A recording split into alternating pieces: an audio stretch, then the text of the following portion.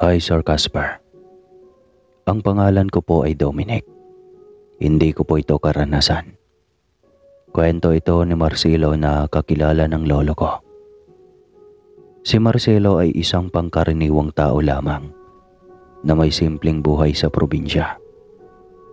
Isang gabi, sa kanyang pag-uwi mula sa pagtatrabaho, nakilala niya ang isang magandang babae na si Remy.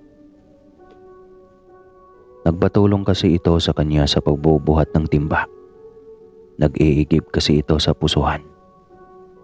Sa unang tingin pa lamang, napukaw na kaagad ang kanyang atensyon.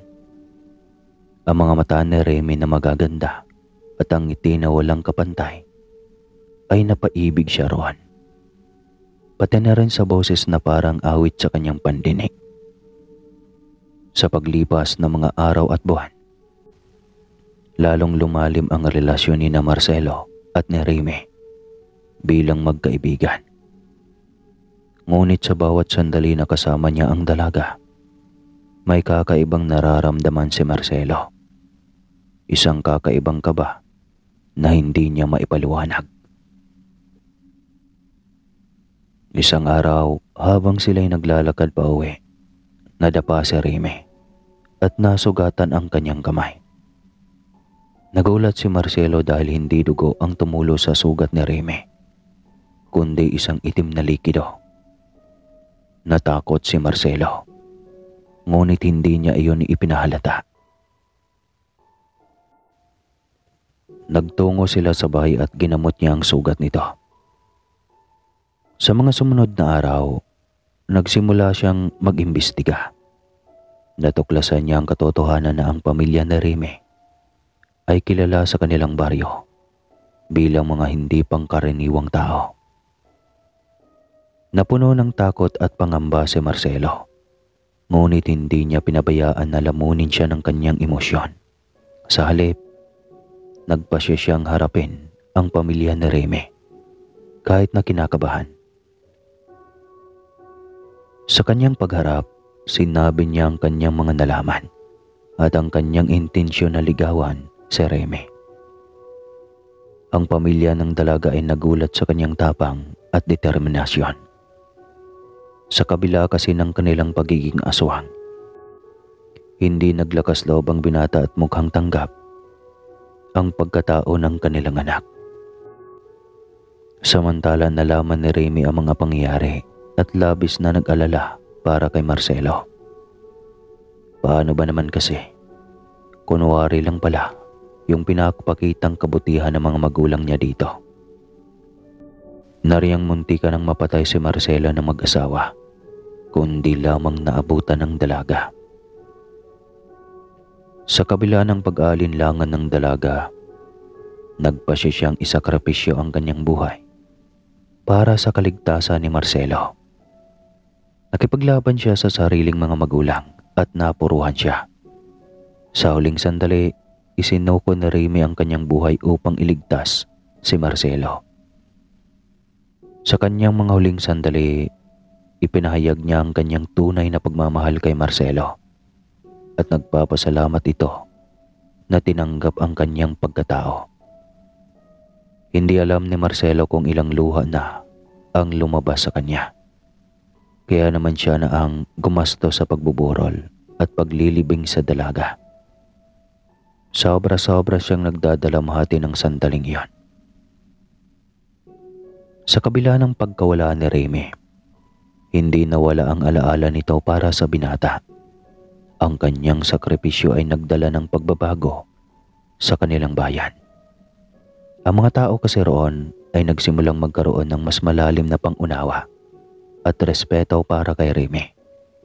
Nalaman na rin kasi ng mga ito ang tunay na pagkatao. Nasiguro nga nila na ganoon ito. Ang takot at pangamba ay napalitan ng paghanga at paghalang, pero hindi ang mga magulang nito dahil pinatay ang sariling anak. Maging si Marcelo nga ay hindi nakala iyon. Pati ba naman sariling kadugo, dinamay. Sa kabila ng kalungkutan ni Marcelo ay nagpatuloy siya sa buhay. Ang kanyang pagmamahal kay Remy ay naging inspirasyon niya upang maging mas matatag. Sa bawat gabi, tinitingala niya ang buwan at inalala si Remy, ang babaeng minsan ay nagbigay sa kanya ng kasiyahan. Sa kabila ng kanyang kalungkutan, umaasa si Marcelo na makaka-move on rin siya.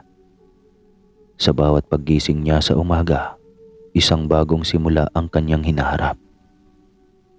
Samantala, sa kanyang pagmumuni-muni, natuklasan niya ang kanyang bagong misyon. Ang tulungan ang kanyang kababaryo laban sa mga ganitong uri.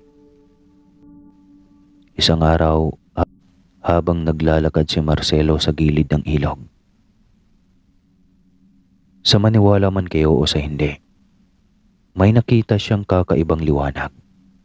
Lumapit siya at nakita niya ang isang engkantada na nagpakilalang Alona. "Marcelo," wika ni Alona. "Nalaman ko ang iyong tapang at kabutihan. Dahil dito, ibibigay ko sa iyo ang kapangyarihan na labanan ang mga aswang. Mangyayari ang iyong nasa isip. Gusto kong tumulong sa mga kababaryo pero bakit may ibibigay ka pang kakayahan sa akin? May kapalit ba yon?" tanong ni Marcelo. Ngumiti ang diwata. "Wala. At ang tanong mo ay dahil ikaw ang nakikita kong karapat-dapat na tumanggap ng medalyong ito, ang taong may busilak ang puso." Sa bandang huli, tinanggap naman ni Marcelo ang medalyon mula rito. Sa kanyang pagbabalik sa baryo, sinimulan niya ang kanyang misyon na protektahan ang mga tao mula sa mga aswang. Ang mga aswang na dati-rati nagdudulot ng takot sa lugar. Sa bawat laban ni Marcelo tuwing gabi, sinusuportahan siya ng mga tao. Sa kabila ng kanyang takot, hindi siya nagpapatinag. Nagtutungo kasi siya sa kagubatan upang harapin ang mga iyon. Isang gabi, may malakas na aswang na dumating sa baryo. Si Marcelo, kasama ang kanyang mga kababaryo, ay lumaban. Sa kabila ng kanilang pagod at takot, hindi sila sumuko. Sa huli, nagtagumpay sila. Natara kasi nila ito ng sibat at sinunog ang katawan. Matapos matagumpayan ang laban na iyon, si Marcelo ay naging bayani sa kanilang baryo. "Ang ating tagumpay," sabi ni Marcelo sa mga kababaryo. "Hindi lamang dahil sa aking medalyon. Ito ay dahil sa ating pagkakaisa. Kaya sana, magtulungan tayo para magsugpo ang mga ganong uri." Sa mga sumunod na araw, patuloy na naglingkod si Marcelo sa kanilang baryo. Hanggang sa umabot sa mga sumunod na taon, si Marcelo ay naging isang mabuting leader sa kanilang baryo at binansagan siyang Marcelo, the Hunter Aswang. Alright. Sa kanyang pamumuno, natuto ang mga tao na maging matapang. Pero sa bawat gabing dumaraan, muli niyang tinitingala ang buwan at inaalala si Remy. Alam niya na saan man ito naroroon, si Remy ay laging sumusubaybay sa kanya. "Remy," bulong niya sa hangin. "Sana ay masaya ka kung saan ka man ngayon. Mahal pa rin kita hanggang ngayon. Susundan ko ang iyong mga yapak." Nang sabihin niya iyon, batid niya na naririnig iyon ni Remy sa kabilang buhay. Isang gabi, may dumating na balita kay Marcelo. May grupo raw ng manananggal na gumagambala sa karatig baryo. Walang pag-alinlangang sinabi ni Marcelo na tutulong siya. Sa kanyang pagdating, agad niyang hinarap ang mga manananggal. Ngunit hindi tulad ng mga aswang. Ang mga manananggal ay mas malakas at mas marami. Ngunit hindi natakot si Marcelo. Sa kanyang isipan, naaalala niya ang kanyang mga naging laban noon. Hindi pa pwedeng sumuko lamang siya. Mabuti na lamang ay marami siyang kasama. Sinama niya na rin kasi ang mga naging katuwang niya sa ganoong sitwasyon. Sa bawat laban, ginamit niya ang kanyang lakas at tapang para protektahan ang mga tao. Gumamit sila ng mga patalim na mayroong katas ng iba't ibang uri ng pangontra. Napasoko nila ang grupo ng mga manananggal at naitaboy nila ito ngunit hindi napatay. Isang araw, puro tayo isang araw. May isang mangkukulam naman na dumating sa baryo nila ni Marcelo. Naghasik ito ng takot. Hindi na nagdalawang isip si Marcelo. Agad niyang hinarap ang mangkukulam. Pinuntahan niya ito sa tahanan. "Ano ang pakay mo sa aming baryo?" tanong ni Marcelo. "Sinusubukan ko lang ang kapangyarihan ko. Bakit? Masama ba?" Ang sagot nito sa kanya. "Iyan ang aking pakay," dagdag pa nito. Ngunit hindi natakot si Marcelo. Sa halip, hinarap niya ang mangkukulam na may tapang at determinasyon. "Hindi ako papayag na manakot ka at maghasik ng gulo sa amin," sabi niya rito. Astig yung mangkukulam nagpakilala. Naging matindi ang kanilang laban. Ang mangkukulam ay malakas at maraming mahika. Ngunit hindi ito sapat upang talunin si Marcelo. Sa kanyang tapang at determinasyon, nagtagumpay siya. Mas mahusay siya sa paggamit ng mga buhay na salita na turo ng diwata. Kaya napasuko niya ang mangkukulam. Makapangyarihan rin ang medalyon dahil may basbas iyon ng engkantada. Dahilan kung bakit hindi siya gaanong tinatablan ng bagsik ng mangkukulam. Sa mga susunod na araw, patuloy na naglingkod si Marcelo sa kanilang baryo. Talagang bantay sarado niya ang lugar. "Rime," bulong niya ulit sa hangin. "Sana ay masaya ka kung nasaan ka man ngayon. Mahal na mahal kita." Wika ni Marcelo sa sarili nang muli niyang hinahanap ang dalaga. Para bang tinuturing niya pa ring buhay ito at kinakausap gabi-gabi. Hanggang sa isang araw na naman, may dumating ulit na grupo ng manlalason sa baryo nila Marcelo. Sila ay kilala sa kanilang kakayahang magdala ng sakit at kamatayan sa kanilang mga biktima. Ngunit hindi pa rin natakot si Marcelo. Sa halip, hinarap niya ang mga manlalason ng may buong tapang. "Hindi ko hayaan na magdulot kayo ng sakit sa aking baryo," sambit ni Marcelo. Naging matindi ang kanilang labanan. Ang mga manlalason ay malalakas at maraming mahikang alam. Ngunit hindi ito sapat upang talunin si Marcelo. Sa kanyang tapang at katatagan, nagtagumpay siya muli. Muli ay napaalis niya ang mga manlalason sa kanilang lugar. Gumamit kasi siya ng iba't ibang uri ng mga dasal, kaya niya nataboy ang mga ganong uri. Isang araw na naman, walang katapos ang isang araw. May dumating na balita kay Marcelo. May isang masamang diwata raw na nagbabanta sa kaharian nila Alona. Walang pag-alinlangan. Sinabi ni Marcelo ulit na tutulong siya. Kuyawang Marcelo eh. Sa kanyang pagdating sa kaharian sa pamamagitan ng kanyang kaluluwa, sinalubong siya ni Alona. Inorasyonan kasi siya ng diwata para madala ang kaluluwa niya sa kaharian ng mga ito. "Marcelo," sambit nito, "salamat sa iyong tulong. Ang masamang diwata ay malakas ngunit alam kong mayroon kang lakas upang matalo siya." Wika nito. Sa kanyang pakikipaglaban sa masamang diwata, ginamit na Marcelo ang lahat ng kanyang lakas at tapang. Orasyon lamang ang ginagawa niyang sandata dahil kaluluwa lamang niya ang nakapasok sa kaharian. Sa kabila ng kanyang kalakasan, hindi ito sapat upang talunin ang masamang diwata. Ngunit sa tulong ni Alona, nagtagumpay sila. Sa kanilang tagumpay, nagdiwang ang buong kaharian. Nagising naman si Marcelo mula sa isang panaginip. Ang pagpunta niya sa kaharian ay parang ganun lamang ang pakiramdam. Sa kabila ng lahat ng kanyang mga laban, isang hamon ang patuloy na bumabagabag kay Marcelo. Ang pakikipaglaban sa sarili. Patuloy na gumugulo sa kanyang isipan ang kabiguan.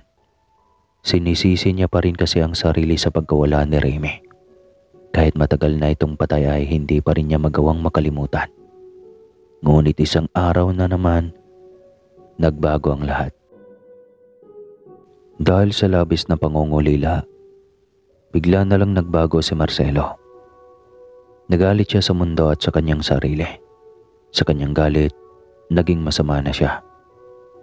Ginamit niya ang kanyang karunungan para manlamang ng kapwa. Nagdulot siya ng takot at gulo sa kanilang lugar. Ang dating bayani ay ngayon ay naging masama na at iniiwasan ng marami. Ngunit sa kabila ng kanyang kasamaan, may isang bagay na hindi niya pa rin nakakalimutan. Ang kanyang pagmamahal kay Remy. Sa bawat gabing dumaraan, tinitingala niya pa rin ang buwan at inaalala ang dalaga. Remy, bulong niya sa hangin. Sana makasama pa kita. Hinahanap-hanap pa rin kita. Maluhaluhan niyang pahayag sa sarili. Sa kanyang kalungkutan at galit, nagdesisyon si Marcelo na gawin ang isang bagay na hindi niya inakala na gagawin niya. Tumapit siya sa isang demonyo gamit ang orasyon na natutunan. Hihilingin ko na ibabalik mo sa akin si Remy, sabi ni Marcelo sa demonyo nang makaharap niya ito. Nakikita niya na kulay itim na usok lamang ito na parang isang anino. Ngunit ang nasabing demonyo ay may naging kondisyon sa kanya. Kailangan mo munang ibigay sa akin ang iyong kaluluwa bago mangyari iyon, sabi nito. Napaisip si Marcelo. Alam niya na mali ang kanyang gagawin, ngunit para sa kanya, wala nang ibang mahalaga kundi mabuhay muli si Remy. Oo, sabi ni Marcelo. Ibibigay ko ang aking kaluluwa para mabuhay si Remy.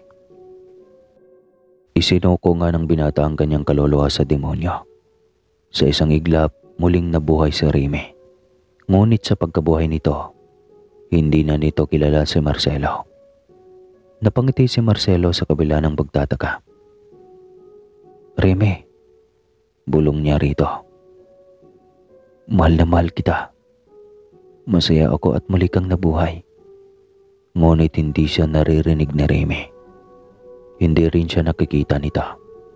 Kaya napagtanto ni Marcelo na baka pineke lamang siya ng demonyo. Sapagkat isa lamang itong ilusyon na kamukha ng babae. Ang mga araw na sumunod ay naging katakataka para kay Marcelo. Kahit kasi muling nabuhay si Remy, hindi na siya makilala nito. Ang kanyang sakripisyo ay nagdulot sa kanya ng malaking abala. Talagang ilusyon lamang ito dahil hindi niya rin ito nahahawakan. Nagpapakita lamang rin ito tuwing gabi.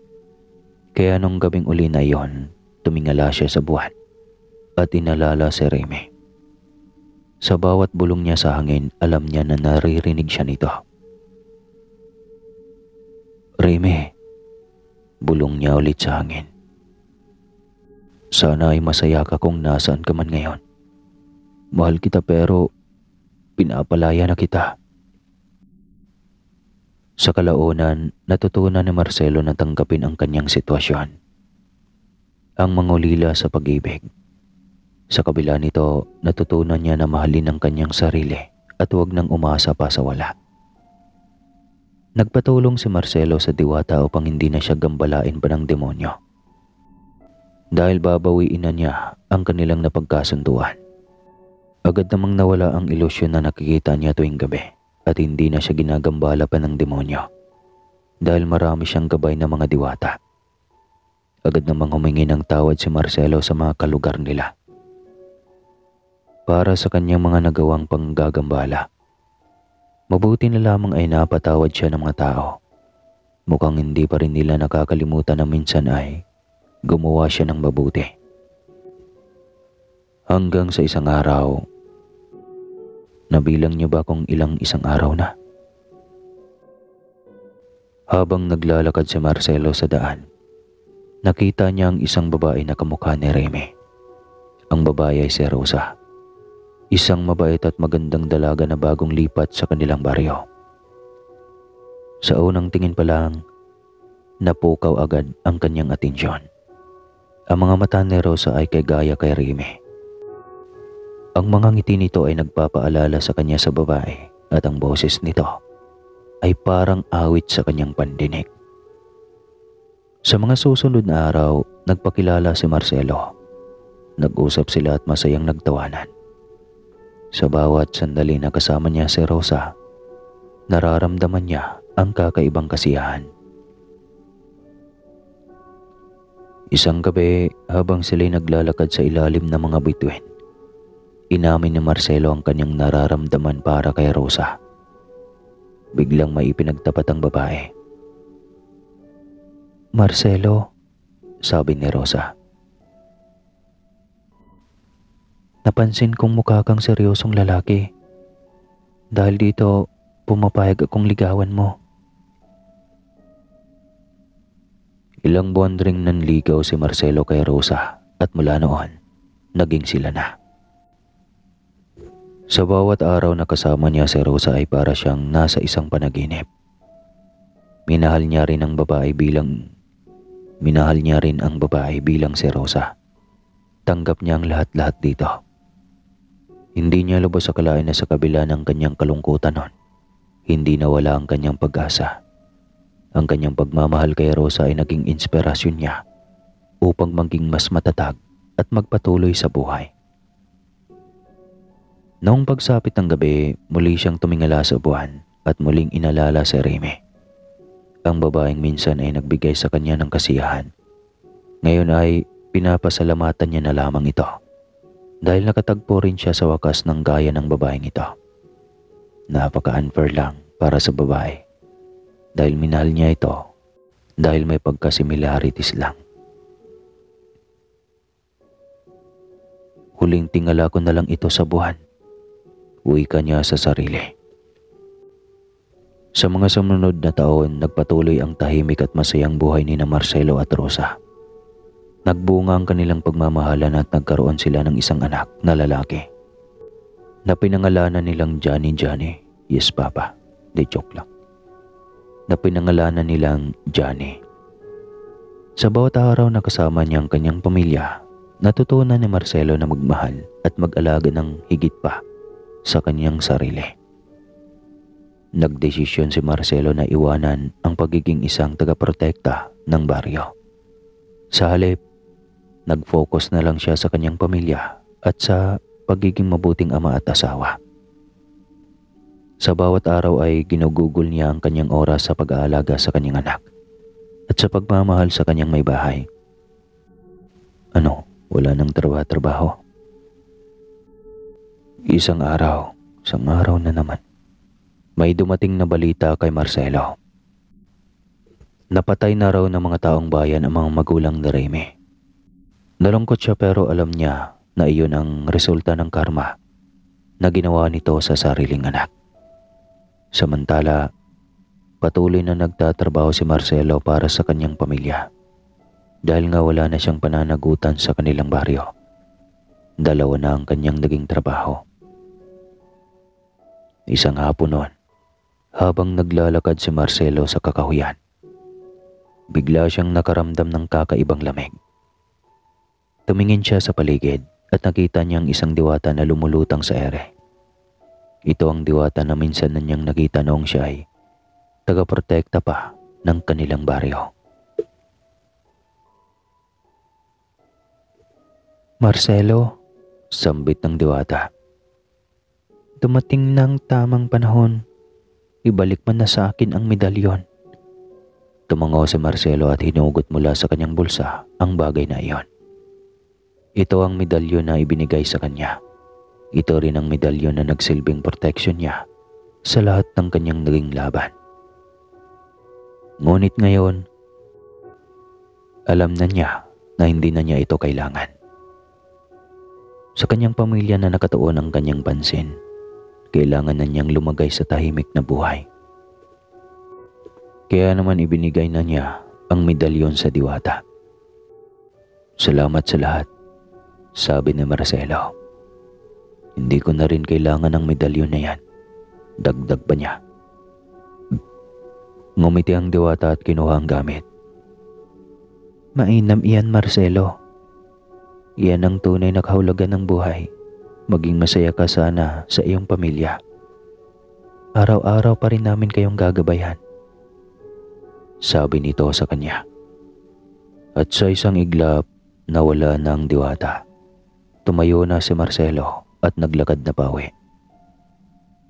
Mula noon, nagpatuloy ang tahimik at masayang buhay ni Marcelo at ng kanyang pamilya. Mabuti na nga lang ay wala ng masasamang elemento ang gumagambala sa kanilang lugar. Hanggang dito na lang po ang kwento. At muli ay ako po si Dominic. Ingat mga kaaswang. 6 na taon simula noong mamatay si Lola Behing, ang matandang nag-aalaga kay Seth, simula bata hanggang sa mag-aaral siya ng kolehiyo. Ang nanay niya ay dekada-dekada na sa abroad. Pahaba ng pahaba lang ang kontrata nito. Wala na itong pakialam sa atensyon para sa anak, basta't ang mahalaga ay maibigay nito ang sapat na pera para sa kanya at sa pag-aaral niya. Sapat na iyon para sa may matigas na kalooban na ina. Aminado siyang masarap sa pakiramdam na lahat ng gusto niya ay nabibili niya. Yun nga lang at may kulang pa rin. At iyon ay ang pag-aruga ng isang ina. Ang lola na lang sanang nag-iisang kasama niya sa buhay. Lumisan pa ito dahil sa katandaan. Mahirap iyon para sa kanya na tanggapin, lalo na at bago ito namatay, ay may isang bagay ang iniwan nito na ayaw sana niyang tanggapin. Ang mutya ng aswang. Kung siya ng pera upang pagdating ng araw ay hindi siya mahihirapan. Mindset ba mindset? Simula nung mamatay ang kanyang lola, nawala na rin siya ng komunikasyon sa kanyang ina. At hindi niya alam kung bakit, subalit ayos lang. Tapos na rin naman siya sa kanyang kurso. Nagtatrabaho na siya at nag-iipon dahil lalaki siya. Mag-isa at walang pamilya sa paligid. Sakali mang may babae siyang matitipuan at nais pakakasalan, hindi na siya mapapahiya sa pamilya nito dahil may sarili na siyang ipon na pera. Seth, ikaw ba yan? Mas lalo kang naging magandang binata. Ang tangkad mo na lalo. Sambit ni Aling Merna, ang kanilang kapitbahay. Noong namatay ang lola niya ay tila dering-diri ito sa kanya. Laging nakataas ang uso sa tsismis. Ngayon ay bait-baitan. Inakala siguro nitong may pasalubong siyang tsokolate. Kung bigyan ko kaya ito ng pinaspasang karne sa utak niya. Salamat po, Aling Merna. Naaalala mo pa pala ako? Tanong niya rito. Abay, syempre. Ikaw pa ba ang makalimutan namin sa bariyong ito? Ay maiba ako. Alam mo ba, may naghahanap sa lola Behing mo noong nakaraang taon? Hindi alam na patay na ang lola mo kaya ayon. Sinabi ko na mag-6 na taon ng patay. Mahabang kwento nito. Hindi si nanay. Ano daw ba ang kailangan niya kay Lola Behing? Kunot noong tanong ni Seth. Naisip niya na baka kaanak ng lola niya, pero bakit pa? Noong buhay pa ito ay hindi nga ito hinanap ng angkan. Hindi niya naalala na may nakaalala sa lola niya noon, kahit pa noong nakaratay na ito at namatay. Hindi, lalaki eh. Tanging sagot nito. Tahimik siyang napaisip ng malalim. Wala naman siyang ibang kakilala na kaanak sa lugar. Sa parting sur na bahagi ng probinsya naroon daw ang lahat ng angkan ng kanyang lola. Ewan lang din niya kung bakit sila malayo sa kanilang angkan. Marahil ay ang lola lang niya ang aswang, kaya ganon. Nagpaalam na siya para puntahan ang puntod ng kanyang lola Bing. Agad niyang sinindihan ang kandilang dala pagkarating doon. Wala siyang balak na magtagal sa kanilang probinsya dahil may naiwan siyang trabaho sa lungsod. Wala na rin siyang balak puntahan ang lugar ng kamag-anak ng kanyang lola at nanay. Wala siyang kakilala sa mga iyon. Matapos ang mahabang panalangin sa harap ng puntod ng kanyang lola, ay umalis din kaagad siya sa lugar. Wari niya ay may kung sinong nakatitig sa kanya. Ngunit tuwing iikuti naman niya ang kanyang paningin, ay wala namang ibang tao roon bukod sa kanya. Nailing na lamang siya sa kawerduhan ng kanyang pakiramdam. Nagmadali na siyang naglakad palayo sa lugar. Saktong paglabas niya ng gate ng sementeryo ay may dumaang tricycle. Kaya pinara na niya ito. "Manong, sa paradahan po ng boss." Utos niya. Ilang minuto lang din ang biyahe niya at narating din niya kaagad ang himpilan ng boss. Diretso niya siya ng uwi sa kanyang boarding house. Magdamag siyang nagpapahinga para pambawi sa pagod ng kanyang paraot-paritong biyahe. Kalagitnaan ng kanyang pagtulog nang magising siya sa huni ng napakabangis na aswang. Hindi niya alam kung galit ito o ano. Basta't napakaingay nito mula sa labas. "Buisit na yan. Hindi ba niya alam na aswang din ako?" Sambit niya sa sarili. Nung una ay pinili niyang magbingi-bingihan, ngunit sa huli ay hindi na rin siya makatulog dahil lalong naging maingay ito. Lumabas siya at tiningala ang bubong. Galit na galit siya sa nilalang nang bigla itong tumalon sa kanyang harapan. "Sino ka ba? Hindi mo ba alam na aswang din ako?" Bigla rin siyang nag-anyong halimaw at halos magkatulad lang din sila. At ang ikinagulantang niya ay ang biglang pag-anyong tao nito. Kopya at halos refleksyon na ito ng kanyang itsura. "Ako si Ron. Huwag kang matakot sa akin. Hindi kita sasaktan. Pinaprotektahan lang kita mula sa masasamang loob. Uwi ka nito." Naganyong tao na rin siya. "Sino ka? Bakit magkamukha tayo? At sinong masasamang loob? Mga aswang tayo, sino pa ba ang masasamang loob bukod sa atin?" Napatitig siya sa nilalang. Matagal bago ito nagsalita. "Bakit nga? At kaano-ano kita?" Tanong niya ulit sa nilalang. "Kambal tayo at tayo ang napiling mga tagapangalaga ng ating lahi." Biglang naguluhan si Seth. Basta na lang itong sisi patapos sasabihin na kambal sila at tagapangalaga ng angkan. Kwento pa nito na hinanap siya ng kanilang ama, pati ito ay kasamang naghanap. At hindi nito lubos akalaing mahanap pa siya ng mga ito sa sobrang tagal ng panahon. "Paano? Hindi ko maintindihan. Ang pagkakaalam ko ay si Lola Bihing ang aswang. Kaya paanong pati ikaw ay aswang din? Ako lang ang nakatanggap ng mutya ni Lola Bihing." Wika niya. "Hindi, Seth. Aswang talaga ang lahi natin. Kasi ang tatay natin ay isa ring aswang." Pinilit na ipakasal noon ni Lola Bihing si nanay sa ating ama. Ngunit katagalan, nilayasan ng nanay si tatay. Dinala ka. Hinanap kayo ni tatay. Subalit hindi kayo mahanap. Hanggang sa maging si Lola Bihing ay nawala na rin sa ating lugar. Yan pala ay hinanap kayo. Nang mahanap na kayo, hindi na rin ito nagpakita pa sa amin. Tinis ni Lola Bihing na huwag tayong magkita ng matagal. Hindi ko alam kung bakit. Sigurado akong may kinalaman ang ating nanay Marahil ay isinumpa ito ng nanay dahil sa pilitan nitong ipakasal kay tatay. Mas lalong naguluhan si Seth. Kaya pala, walang balak ang kanyang ina na magpakita ay dahil wala itong gana sa kanya. Dahil alam nitong aswang siya.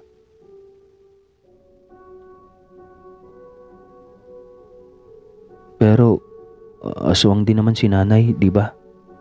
Tanong niya. Hindi aswang ang nanay natin. Nagmana siya sa tatay niya na normal na tao lang. Kaya galit si nanay kay Lola Beng. Kaya pala nung namatay si Lola ay walang kahit anino ni nanay ang sumipot. Para siyang walang pakialam sa kanyang ina. Sambit niya. Ngayon ay naintindihan na niya kung bakit hindi sumipot ang nanay kahit sa libing ng lola niya. Galit pala talaga ang nanay niya sa kanyang lola. Hayaan na lang natin si nanay. Ang mahalaga ay ang ating angkan. Maraming tumutugi sa ating dalawa, kaya kita hinahanap ay dahil nalalapit na ang kadiliman. Maraming masasamang aswang ang naghahabol sa atin. Wika nito. Bigla itong nag-anyong aswang lipat. Pagkatapos ay inutusan siya nitong sundin ang anyo nito. Wala sa sariling napasunod siya dito. Sinunod niya kung ano ang naging anyo nito.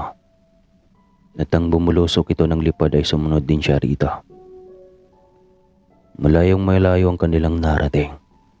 Isang masukal at berhing kagubatan na may malaking lagusan na halatang gawa sa tao. Marahil ay ginawa ito noong World War II sa panahon ng mga Hapon. Anong klaseng lugar to? Takang tanong niya. Ito ang kuta ng ating sinaunang angkan. Sinadya itong gawin dahil sa alitan ng masasama at mabuting aswang. Gusto ng mga masasama o ng mga itima na sumasailalim tayo sa kanila. Hindi maaari dahil tayo dapat ang maging huwaran sa mga ito. Kaya tayo ginagawang kalaban ng mga tao dahil sa kanila na maabuso. Maging tayo ay naaabuso at ayaw ng angkan natin ng ganoon. Kaunti na lang tayo. Ngunit kailangan nating manindigan. Mahabang kwento nito.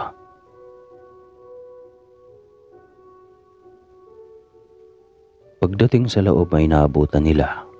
Ang nagtitipon nilang angkan na wari ay may mahalagang pinag-uusapan. Nang mapansin silang paparating ay sa kanila na ang atensyon ng mga ito. Ron, sambit ng isang lalaki. Tatay, kasama ko ang kambal ko. Sa wakas ay nasundan ko rin siya. Maraming nakamasid sa kanya na kalaban, kaya minabuti kong dalhin siya dito. Kwento ni Ron.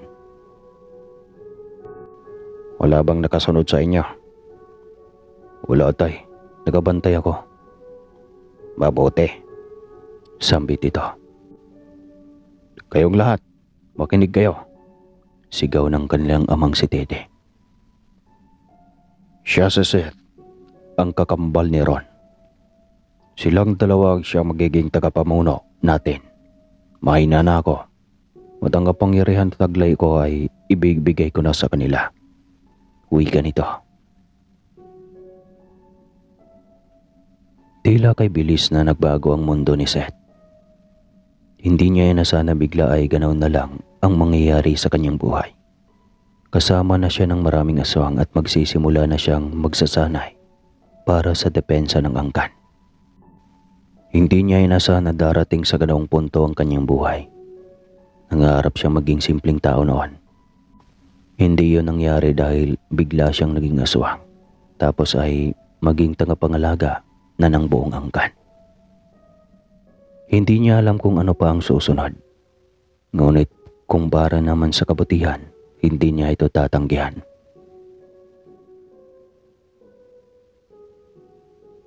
Lahat ba ng mga nandito ay mga aswang? Tanong niya sa kanyang kambal. Dinala siya nito sa isang silid sa bawat loob ng lagusan na iyon. Bawat silid ay may kanya-kanyang Petromax sa loob. Oo, Seth. At pagdating ng araw tayong dalawa ang hahalili sa ating ama. Ikaw at ako ang magiging tagapangalaga nila. Dahil ang mutya ng aswang na taglay natin ang lubos na makapangyarihan sa lahat at nagtataglay ng tripling enerhiya na taglay ng isang aswang. Kwento pa ng kanyang kambal. Mag-isa ako rito matulog? Tanong niya sa kambal. Oo, Seth. Pagkatabi tayo ng kwarto. Medyo matagal na itong nakahanda sa iyo. Yun nga lang at ang hirap mong hagilapin. Duda ang tatay na may inilagay na mutya si Lola Bihing sa iyo para hindi ka kaagad matunto noon. Kwento nito. Iniwanan na siya nito para makapagpahinga. Tila hiyang din siya sa lugar at kay bilis niyang nakatulog sa kwartong iyon.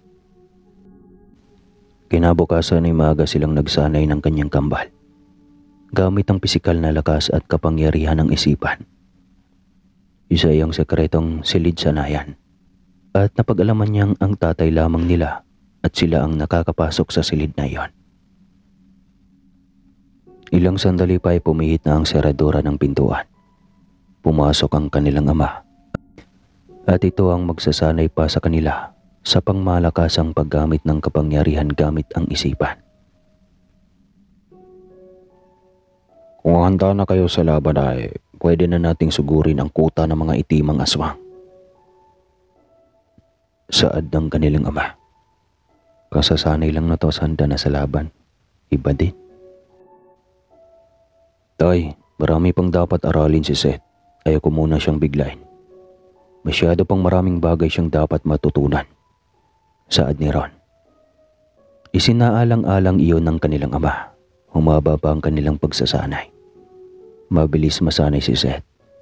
Sa pagdaan ng mga araw ay pagaling din ito ng pagaling. Kahit walang sakit. Kaya walang pag-alinlangan ang ama niya at ang kampal niya na isama siya sa isang laban. Susugod sila sa araw na iyon sa kuta ng mga aswang na itiman.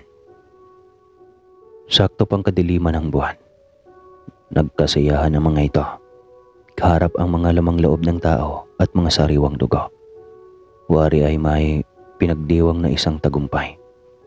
Huli na nang mapansin nito ang kanilang presensya. Naitanim na nila sa buong paligid ang harang upang hindi ang mga ito makatakas. Nais ng kanilang ama na kung hindi man mauubos ang kanang itiman, ay magapi man lang kalahati ng mga ito. Aminado ang mga ito na malakas na rin ang kapangyarihan ng mga itiman. Malaking bagay lang ang naigapos ang mga ito sa mahika ng hindi na mga ito namamalayan. Hanggang sa mapansin sila ng mga kalaban. Naging alerto at ang bilis dumami ng mga ito. Ngunit hindi natatakot si Seth. Kampante siya na kayang-kaya nilang labanan ang mga ito. Nakipagtalo sila sa mga ito at mangangmangha si Seth. Kayang-kaya nilang gapiin na 3 ang kanilang kalaban sa kabila ng pagiging marami ng mga ito.